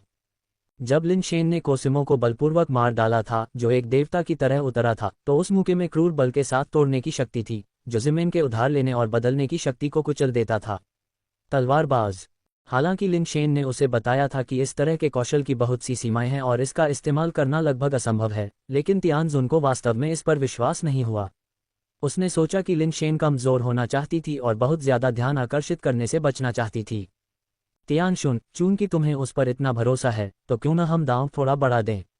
N117 ने अचानक तियानशुन से कहा। तुम क्या दांव जोड़ना चाहते हो? तियानशुन ने बेपरवाही से पूछा। अगर लिन शेन हार जाता है तो तुम मुझे वह चीज दोगे जो तुमने विशाल भगवान समाधि में प्राप्त की थी, और अगर जिमिन तलवारबाज हार जाता है तो मैं तुम्हें वह चीज दूंगा जो मैंने वहां प्राप्त की थी। वैसे भी हम में से प्रत्येक के पास इसका एक हिस्सा होना बेकार है। आप क्या सोचते हैं? N117 ने अपने विचार साझा किए। अच्छा लगता है, तियानजुन ने बिना किसी भावभंगिमा के उत्तर दिया और तुरंत सहमति व्यक्त की। इससे N117 को कुछ संदेह हुआ, लेकिन युद्ध की वर्तमान स्थिति को देखते हुए ऐसा लग रहा था कि जिमिन स्वॉर्ट्समैन के जीतने का कोई रास्ता नहीं था। लिन शेन ने पहले ही इतने शक्तिशाली मुक्के मारे थे, भले ही उसके पास कोई ऐसा कौशल हो जो उसकी ताकत को बहाल कर सके, लेकिन यह संभवतः हमेशा के लिए नहीं रह सकता था, जबकि जिमिन स्वॉर्ट्समैन को लिन शेन को उस अत्यंत शक्ति निचोड़ने वाले टाइडल फिस्ट फोर्स का उपयोग करते रहने के लिए बहुत कम शक्ति और सहनशक्ति की आवश्यकता थी। ऐसा लग रहा था कि जिमिन स्वॉर्ट्समैन अंत में जीतने के लिए बाध्य था। N117 ने यह भी सोचा कि लिन शेन की टाइडल फिस्ट फोर्स को काफी कमजोर होने में ज्यादा समय नहीं लगेगा, जिस बिंदु पर जिमिन स्वॉर्ट्समैन स्थिति को नियंत्रित करेगा। मुझे धोखा देने की कोशिश कर रहे हो? तियानशुन, तुम सच में मुझे कम आंक रहे हो? N117 ने ठंडी सांस लेते हुए सोचा, लेकिन उसने मुस्कुराते हुए कहा, ठीक है, तो ये सौदा हो गया। ये सौदा हो गया, तियानशुन ने उदासीनता से कहा। तियानशुन अंदर से बहुत चिंतित था, क्योंकि वह बिल्कुल भी नहीं देख पा रहा था कि लिन शेन को जीतने के लिए किस पर भरोसा करना था। जब तक लिन शेन ने अपनी लड़ाई के दौरान अपनी भयानक ताकत का इस्तेमाल नहीं किया, लेकिन कौन गारंटी दे सकता था कि जिमिन स्वॉर्ट्समैन के पास छिपी हुई चालें नहीं थीं। लड़ाई जारी रही। लिन शेन ने लगातार टाइडल जैसी मुट्ठी शक्ति के मुक्का मारे। हालांकि यह मुट्ठी शक्ति ट्रिपल मुट्ठी जितनी विनाशकारी नहीं थी, लेकिन इसने जिमिन स्वॉर्ट्समैन द्वारा उधार ली जा सकने वाली ताकत को कम कर दिया, जिससे उसके हमले उसके लिए बहुत अधिक खतरा पैदा नहीं कर पाए। MVLE योजक चिन्ह novelbin.net पर छिपी हुई कहानियां खोजें। लिन शेन को एक के बाद एक टाइडल मुट्ठी शक्ति को मुक्का मारते हुए देखना दूसरी ओर जिमिन स्वॉर्ट्समैन को भी संदेह होने लगा। इस तरह से आगे बढ़ते हुए ताकत वापस पाने की क्षमता के साथ भी लिन शेन संभवतः बहुत लंबे समय तक नहीं टिक सकता था। उसे बस अपनी ताकत का 2 या 3% खर्च करना था और लिन शेन को अपनी ताकत का 100% जवाब देना था, जिससे ये स्पष्ट हो जाता कि नुकसान किसका है। जिमिन स्वॉर्ट्समैन ने उधार लेने और ताकत बदलने के कौशल का अभ्यास करने का कारण उसकी परवरिश और सोचने के तरीके से जुड़ा था। बिना किसी संबंध के एक साधारण पृष्ठभूमि से आने के कारण ज़िमेन शॉर्ट्ज़मैन के पास अपनी साधना की शुरुआत से ही बहुत सीमित संसाधन उपलब्ध थे और उसे हर खर्च का सावधानीपूर्वक हिसाब लगाना पड़ता था, ये सुनिश्चित करते हुए कि हर बिट वहीं खर्च किया जाए जहां इसकी सबसे ज्यादा जरूरत थी। उसकी युद्ध संबंधी सोच भी वैसी ही थी। वह उन लोगों को मूर्ख समझता था जो जीतने के लिए केवल ताकत पर निर्भर थे। उन्होंने अपनी युद्ध विचारधारा को एक अध्ययन में संक्षिप्त किया जिसका नाम उन्होंने युद्ध अर्थशास्त्र रखा, जहां अपनी ऊर्जा का एक अंश खर्च करने से दुश्मन को 100 गुना नुकसान होगा, ये सुनिश्चित करते हुए कि दुश्मन के संसाधन चाहे कितने भी गहरे क्यों न हो, वे युद्ध में कम हो जाएंगे और अंततः पीछे हटने के लिए मजबूर हो जाएंगे। ज़िमेन शॉर्ट्ज़मैन ने अच्छी तरह से गणना की थी, लेकिन दुर्भाग्य से वह एक बात भूल गया था। लिन शेन का एक बार एक उपनाम था, टियान, सतत गति। लिन शेन की ऊर्जा की कमी ज़िमेन तलवारबाज की तुलना में कहीं ज्यादा थी, लेकिन उसे इसकी परवाह नहीं थी। ज़िमेन तलवारबाज उसे थका देना चाहता था, लेकिन वह भी ज़िमेन तलवारबाज को कमजोर करना चाहता था। चाहे बल उधार लेना और बदलना कितना भी आसान क्यों न हो, अंततः इसके लिए ताकत और सहनशक्ति की कुछ खपत की जरूरत होती है। अगर ज़िमेन तलवारबाज लिन शेन के अलावा किसी और का सामना करता तो अपने दुश्मन की तुलना में दर्जनों गुना ज्यादा नुकसान के लिए अपने खुद के युद्ध नुकसान का 2 या 3% व्यापार करना वास्तव में बिना किसी नुकसान के जीत सुनिश्चित करता। हालांकि लिन शेन ज़िमेन तलवारबाज की तुलना में सिर्फ 2 या 3% नुकसान के लिए अपने खुद के युद्ध नुकसान का दर्जनों गुना व्यापार करने को तैयार था। लिन शेन दर्जनों गुना ज्यादा नुकसान सह सकता था, जबकि यह अनिश्चित था कि ज़िमेन तलवारबाज सिर्फ 2 या 3% नुकसान के साथ अंत तक टिक सकता है या नहीं। लिन शेन जिस चीज पर भरोसा कर रहा था वह थी उसकी गहरी नींव और मजबूत सहनशक्ति। जब दोनों पुरुषों ने जमकर लड़ाई की तो सभी ने लिन शेन को लगातार टाइडल फिस्ट फोर्स का इस्तेमाल करते हुए देखा, बिना किसी अप्रत्याशित जीत के अपनी शक्ति को बर्बाद करते हुए, और उन सभी को लगा कि युद्ध का नतीजा पहले से तय लग रहा था। शुरुआत में तियानजुन ने सोचा कि लिन शेन निश्चित रूप से लगभग उसी समय अपनी असली ताकत का इस्तेमाल करेगा, लेकिन बाएं और दाएं इंतजार करने के बाद उसने पाया कि लिन शेन अभी भी अपनी शक्ति बर्बाद कर रहा है। कुछ हद तक हैरान था। लिन शेन, तुम क्या कर रहे हो? तुमने अभी तक अपनी असली ताकत का इस्तेमाल क्यों नहीं किया? तियानजिन युद्ध के मैदान के बीच में लिन शेन को चिल्लाने से खुद को रोक नहीं सका। तियानजिन के शब्दों को सुनकर ज़िमेन शॉर्ट्ज़मैन ने अपने दिल में चुपके से उपहास किया, यह अच्छी तरह से जानते हुए कि लिन शेन ने अपना सब कुछ नहीं दिया है और अभी भी उसके पास कुछ छिपा हुआ है। इससे कोई फर्क नहीं पड़ा, क्योंकि लिन शेन के पास छिपे हुए कौशल थे और उसके पास भी थे। कौशल का उपयोग करने के बाद उसे लगा कि वह लिन शेन से नहीं हारेगा।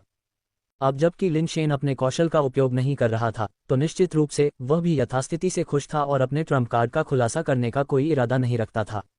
आखिरकार ये निश्चित रूप से लिन शेन ही होगा जो एक लंबी लड़ाई में हार जाएगा। हर किसी ने लड़ाई के बारे में यही दृष्टिकोण रखा, लेकिन जैसे जैसे समय बीतता गया, लिन शेन की सहनशक्ति उनकी अपेक्षाओं से अधिक होने लगी और उसकी मुट्ठी की शक्ति हमेशा की तरह मजबूत रही। उसकी ऊर्जा बहाली कौशल काफी मजबूत है ना? इतने लंबे समय के बाद वह अभी भी टिक सकता है, चीज़ियोंग ने टिप्पणी करने से खुद को रोक नहीं पाया। वास्तव में काफी सहनशील, लेकिन भले ही उसकी ताकत बहाल हो जाए, लेकिन उसकी शारीरिक और सहनशक्ति पूरी तरह से ठीक नहीं होगी। समय के साथ सबसे मजबूत रिकवरी क्षमता भी उसे कमजोर महसूस कराएगी, ची 118 ने कहा। जैसे जैसे समय बीतता गया, एक और अवधि बीतती गई और यहाँ तक कि एन 117 भी अधीर होने लगा। लिन शेन की सहनशक्ति कुछ अजीब है। वह ज़िमेन तलवारबाज के साथ युद्ध लड़ने की योजना नहीं बना रहा है ना? क्या ये संभव भी है? ज़िमेन तलवारबाज ने अपनी ताकत का केवल एक अंश ही इस्तेमाल किया है, जबकि लिन शेन की थकावट उसकी तुलना में दसियों से सैकड़ों गुना अधिक है। क्या वह वास्तव में इस तरह की थकावट की लड़ाई लड़ सकता है? ची 118 की अभिव्यक्ति पहले से ही अजीब हो गई थी। एक और समय बीतने के बाद भीड़ ने महसूस किया कि लिन शेन जोश में था, एक मुख का दूसरे में बदल रहा था, बिना किसी रुकावट के। अब तक हर कोई आश्चर्यचकित हो चुका था और तियानशिन की अभिव्यक्ति अजीब हो गई, क्योंकि उसने खुद से सोचा, अरे यह आदमी इतने लंबे समय तक कैसे टिक सकता है? वह ऐसा है जैसे वह डिग है। जब तियानशिन ने विचार किया तो उसके दिमाग में एक निश्चित गंदी छवि याद आई जिसने उसे हीन महसूस कराया और उसे बाथरूम में 2 मूत्रालय की दूरी बनाए रखने के लिए मजबूर किया। उसका रंग तुरंत कुछ अस्वाभाविक हो गया। 7 या 8 घंटे बीत चुके थे और लड़ाई में ज़िमेन तलवारबाज को भी एहसास हो गया था कि लिन शेन युद्ध के लिए तैयार था। ज़िमेन तलवारबाज का दिल अनिच्छा से भर गया। तुम इतनी लापरवाही से युद्ध क्यों लड़ सकते हो? तुम इसे ऐसे ही खेलना चाहते हो? फिर मैं अंत तक खेलूंगा। मुझे विश्वास नहीं है कि ऐसी रणनीति के साथ मैं हार सकता हूं। ज़िमेन तलवारबाज ने लिन शेन को ठंडी निगाहों से देखा। उसका रूप 9 स्वर्गों में उड़ते हुए फीनिक्स जैसा था और समुद्र में तड़पते हुए एक क्रोधित ड्रैगन जैसा भी था, जो लिन शेन की भारी ज्वारीय मुट्ठी बल के बीच स्वतंत्र रूप से तैर रहा था। तियान शुन और अन्य लोगों को शुरू में उम्मीद थी कि लड़ाई जल्दी खत्म हो जाएगी, लेकिन इतने लंबे समय के बाद भी यह जारी थी और विजेता का निर्धारण करने का कोई संकेत नहीं था। उनका अनुमानित अंत समय बार बार टूट गया था, जिससे उनके पास धैर्यपूर्वक देखना जारी रखने के अलावा कोई विकल्प नहीं बचा था। जब लड़ाई 20 घंटे से अधिक हो गई तो ची 118 और एन 117 ने भी अपने भाव बदल दिए। MVLA योजक चिन्ह novelbun.net पर नई कहानियों का अनुभव करें। क्या यह आदमी एक मशीन है? कार्बन आधारित जीवन रूप इतने लंबे समय तक उच्च तीव्रता वाले युद्ध में कैसे संलग्न हो सकता है? ची 118 मदद नहीं कर सका और चिल्लाया। यहाँ तक कि एक मशीन भी लगातार उच्च तीव्रता पर चलने के बाद ज्यादा गर्म हो जाती है और खराब हो जाती है। इस व्यक्ति की सहनशक्ति वास्तव में आश्चर्यजनक है। तियान शुन, एक विशेष प्रतिभा खोजने के लिए बधाई, एन 117 ने प्रशंसा की। बस इतना है कि उसकी सहनशक्ति औसत व्यक्ति से थोड़ी ज्यादा है, कुछ खास नहीं, तियानजुन ने कहा, हालांकि उसके मुंह के कोने अनजाने में सिकुड़ गए, जिन्हें दबाया नहीं जा सका। मैंने ऐसे लोगों को देखा है जो उपभोग कर सकते हैं, लेकिन ऐसा कोई नहीं देखा जो इस तरह उपभोग कर सकता है, दूसरों की तुलना में दर्जनों या सैकड़ों गुना ज्यादा युद्ध क्षति और उपभोग सहता है। क्या ये कुछ ऐसा है जिसे कोई इंसान संभाल सकता है? तियानजिन की आंखें ईर्ष्या से लाल हो गई थीं। भले ही लिन शेन इस लड़ाई को जीत पाए या नहीं, लेकिन उसने जो गहन सहनशक्ति दिखाई थी वह सम्मान की मांग करने के लिए पर्याप्त थी।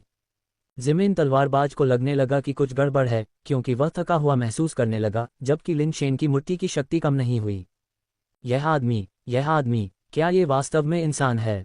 शुरू में आत्मविश्वासी जिमिन तलवारबाज का विश्वास डगमगाने लगा था। उसे लगा कि वह लिन शेन को थका रहा है, लेकिन अचानक उसे एहसास हुआ कि वह लिन शेन द्वारा भस्म किया जा रहा व्यक्ति है जो इसे सहन कर सकता है।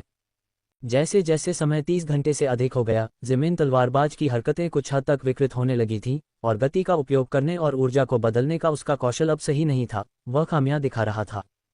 फिर भी लिन शेन ने हमला करने के लिए इन कमजोरियों का फायदा नहीं उठाया, उसने उसे कमजोर करना जारी रखा। अब तक हर कोई स्पष्ट रूप से देख सकता था कि जिस क्षण से लिन शेन ने टाइडल फिस्ट फोर्स का इस्तेमाल किया था, उसने जिमिन तलवारबाज को थकावट की लड़ाई में उलझाने की योजना बनाई थी। ची 118 और एन 117 के भाव काफी उल्लेखनीय थे, यह उनके शुरुआती निर्णय के बिल्कुल विपरीत था। उन्होंने सोचा कि थका हुआ व्यक्ति अब विजेता बन जाएगा। जिमिन तलवारबाज में थकान के स्पष्ट लक्षण दिखाई दे रहे थे, जबकि लिन शेन हमेशा की तरह सुसंगत रहे। इस बिंदु तक जिमिन तलवारबाज के लिए अपनी पूरी ताकत से लड़ने के लिए बहुत देर हो चुकी थी, उसकी शारीरिक शक्ति और सहनशक्ति स्पष्ट रूप से कमजोर हो गई थी। भले ही वह मरते दम तक लड़ना चाहता हो, लिन शेन उसे अब मौका नहीं देगा। लिन शेन के विपरीत, जिमिन स्वॉर्ड्समैन द्वारा अपनाए गए दृष्टिकोण ने उसे नियंत्रण के लिए संघर्ष करने के लिए अभिशप्त कर दिया। ये केवल मरते दम तक लड़ने की इच्छा का मामला नहीं था। लिन शेन एक सतत गति मशीन की तरह एक के बाद एक मुक्का मारता रहा। अब उसका प्रत्येक मुक्का, जो अप्रभावी प्रतीत होता है, दमन की एक भयानक भावना को व्यक्त करता है। सबसे सामान्य चीजें जब लंबे समय तक बनी रहती हैं तो अधिकांश की मनोवैज्ञानिक अपेक्षाओं से कहीं अधिक धीरे धीरे अविश्वसनीय लगने लगती हैं। जिमिन स्वॉर्ड्समैन की हरकतों के विकृत होने की संभावना बढ़ गई और विकृतियां अधिक गंभीर हो गईं। ये स्पष्ट था कि वह वास्तव में थक गया था। लेकिन फिर भी लिन शेन ने अंतिम हमला नहीं किया, एक स्थिर आउटपुट बनाए रखा। इसने जिमिन स्वॉर्ड्समैन पर प्रत्यक्ष हार की तुलना में और भी अधिक मनोवैज्ञानिक दबाव डाला। उसके दिमाग में यह विचार बैठा दिया कि लिन शेन अजेय हो सकता है। हम ये लड़ाई हार चुके हैं, एन 117 ने अचानक लड़ाई को रोकते हुए कहा और हार स्वीकार कर ली। एन 117 को पता था कि जिमिन स्वॉर्ड्समैन हार चुका है और अगर लड़ाई जारी रही तो यह जिमिन स्वॉर्ड्समैन के विश्वास को ही झटका देगा। जिमिन स्वॉर्ड्समैन के हारने का इंतजार करने के बजाय बस हार मान लेना और अपने विश्वास को बनाए रखना बेहतर था। 40 घंटे से ज्यादा चली यह भीषण लड़ाई आखिरकार लिन शेन की जीत के साथ खत्म हुई। .net ये हमारा दांव है, एन 117 ने तियानजुन की तरफ कुछ फेंका। इसे पकड़ने के बाद तियानजुन ने मुस्कुराते हुए इसे दूर रख दिया। एन परिवार वाकई अपनी बात का पक्का है। एन 117 ने और कुछ नहीं कहा, अपना सिर लिन शेन की तरफ घुमाते हुए कहा, लिन शेन, आज तुम्हारा प्रदर्शन वाकई कमाल का था। अगर तुम इच्छुक हो तो मेरे घर चाय के लिए आओ और मैं तुम्हें एक सम्मानित अतिथि के तौर पर पेश करूंगा। मेरी आंखों के सामने किसी को अपने साथ शामिल होने के लिए आमंत्रित करना, ये थोड़ा अनुचित है ना?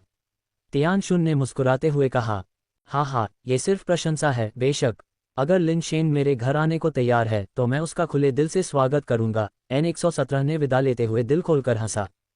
जब जिमिन स्वॉर्ड्समैन एन 117 के पीछे पीछे जाने के लिए आया तो उसने लिन शेन को एक गहरी नज़र से देखा।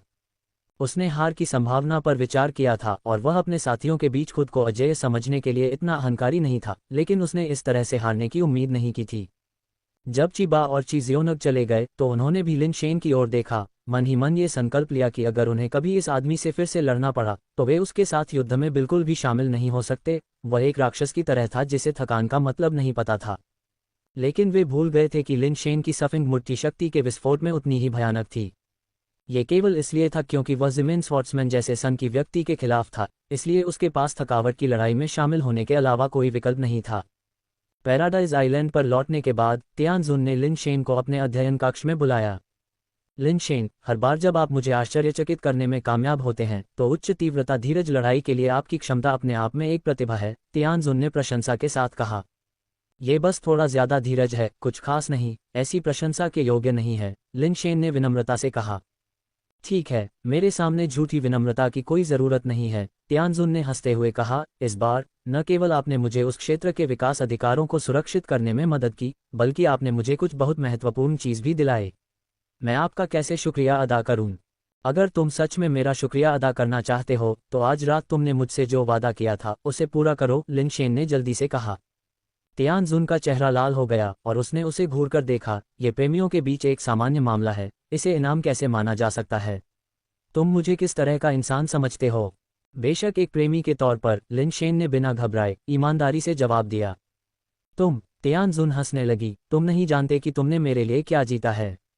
मैं बहुत खुश हूं और मुझे तुम्हारा शुक्रिया अदा करना चाहिए। क्या ये वह चीज़ है जो N117 ने तुम्हें दी थी? यह क्या है? लिन शेन ने कुछ जिज्ञासा के साथ पूछा। तियानजुन ने अपनी जेब से वस्तु निकाली और उसे डेस्क पर रख दिया। लिन शेन ने ध्यान से देखा और पाया कि यह एक त्रिकोणीय लाल क्रिस्टल था। इससे पहले कि लिन शेन त्रिकोणीय लाल क्रिस्टल की बारीकी से जांच कर पाती, तियानजुन ने एक और क्रिस्टल निकाला और उसे डेस्क पर रख दिया, जो बिल्कुल वैसा ही दिख रहा था। हम तीनों ने विशाल भगवान समाधि के भीतर एक अविश्वसनीय मकबरा खोजा। तियानजुन ने इस वस्तु की उत्पत्ति के बारे में बताया और हमें संदेह है कि अंदर दफन व्यक्ति प्राचीन क्षेत्र का राजा हो सकता है जो उस समय गायब हो गया था। मकबरे को खोलने के लिए सैद्धांतिक रूप से 7 कुंजी टुकड़े होने चाहिए। हम तीनों में से प्रत्येक ने एक प्राप्त किया, लेकिन ये ने बाकी 4 छीन लिए। ये सुनकर लिन शेन थोड़ा चौंक गया। उसने हमेशा सोचा था कि प्राचीन क्षेत्र के राजा का अंतिम विश्राम स्थल क्षेत्र के राजा गृह पर होना चाहिए। तियानजुन कैसे कह सकता था कि यहाँ प्राचीन क्षेत्र के राजा की कब्र हो सकती है? हालांकि इस पर थोड़ा विचार करने के बाद उसे एहसास हुआ कि उसने भी क्षेत्र के राजा गृह पर प्राचीन क्षेत्र के राजा की कब्र नहीं देखी थी। उसने केवल उस भूमिगत स्थान का दौरा किया था और 3 खजाने की पेटियां देखी थीं। और यह अभी भी अनिश्चित था कि क्या 3 खजाने की पेटियां वास्तव में प्राचीन क्षेत्र के राजा द्वारा छोड़ी गई थीं। लिन शेन के विचारों को चीरते हुए तियानजुन ने कहा, तुम और तियानजिन जिस दायरे के राजा गृह पर गए थे वह भी प्राचीन दायरे के राजा से संबंधित होना चाहिए, लेकिन यह शायद वह स्थान हो जहां उसने 3 खजाने की पेटियां छोड़ी थीं। प्राचीन दायरे के राजा के असली शरीर का वास्तविक दफन स्थल संभवतः वहां नहीं है। जहां तक इस मकबरे की बात है, यह अभी भी केवल संदेह है कि क्या ये प्राचीन दायरे के राजा का अंतिम विश्राम स्थल है, और हम निश्चित नहीं हो सकते। हम केवल तभी निश्चित रूप से जान सकते हैं जब हम चाबी के सभी टुकड़े प्राप्त कर लें और अंदर जाएं। इसके अलावा मुझे संदेह है कि उस मकबरे के भीतर एक उच्च स्तरीय बेस म्यूटेशन साइट हो सकती है। तियानजुन ने रुककर कहा, तुम्हारे पास खजाने की पेटी की चाबी है। अगर तुम तैयार हो तो तुम तियानजिन के साथ सहयोग कर सकते हो और पेटी के भीतर लाभों को समान रूप से साझा कर सकते हो। अगर उसे लाभ मिलता है और वह तुम्हारे साथ साझा नहीं करता है तो मैं निश्चित रूप से उसे अपना रास्ता नहीं अपनाने दूंगा। लिन शेन ने तियानशिन से छीनी गई खजाने की चाबी सीधे तियानशिन के सामने रख दी, दर्द भरे भाव के साथ बोला जैसे कि वह अपने शरीर से मांस काट रहा हो। चूंकि तियानशिन ने खजाना बोल दिया है तो उसे दे दो, मेरे साथ साझा करने की कोई जरूरत नहीं है। तियानशिन बहुत खुश लग रहा था। अपने पैरों पर खड़ा हुआ लिन शेन के पीछे चला गया और उसे पीछे से गले लगा लिया। उसका गाल लिन शेन के गाल से सटा और बोला, मेरे छोटे प्रेमी ने मेरे लिए इतना त्याग किया है और इतना बड़ा उपकार करके मेरी मदद की है। मुझे तुम्हारा बदला चुकाने के लिए क्या करना चाहिए? मुझे लगता है कि आज रात सबसे अच्छा बदला चुकाना होगा, लिन शेन ने तियानशिन के गाल को सहलाने के लिए अपना हाथ बढ़ाते हुए कहा। हालांकि यह केवल एक मोज़ेक लग रहा था, लेकिन चिकनी सनसनी ने लिन शेन को स्पष्ट रूप से सूचित किया कि यह एक गर्म सुंदरता थी। तो मैं आज रात तुम्हारा इंतजार करने के लिए सोफा साफ कर दूंगा। तियानजुन ने ऑर्किड की तरह सांस ली, लिन शेन के कानों को जोर से गुदगुदाते हुए। अचानक लिन शेन ने महसूस किया कि कुछ नम और मुलायम चीज उसके कान के लोब को छू रही है, जिससे उसका शरीर अकड़ गया जैसे बिजली गिर गई हो। तियानजुन ने लिन शेन की कंपकंपी और अकड़न महसूस की और अपना आलिंगन छोड़ दिया। सीधा होकर हंसा, मुझे अभी भी कुछ चीजों का ध्यान रखना है। मेरे छोटे प्रेमी, चलो आज रात हमारी डेट मिस नहीं करते। अपने कमरे में लौटने के बाद लिन शेन ने समय देखा और पाया कि रात होने में 30 घंटे से ज्यादा का समय था, इसलिए वह म्यूटेंट सुपरसोर्स ड्रैगन की तलाश में रिंग माउंटेन प्लैनेट पर टेलीपोर्ट हो गया।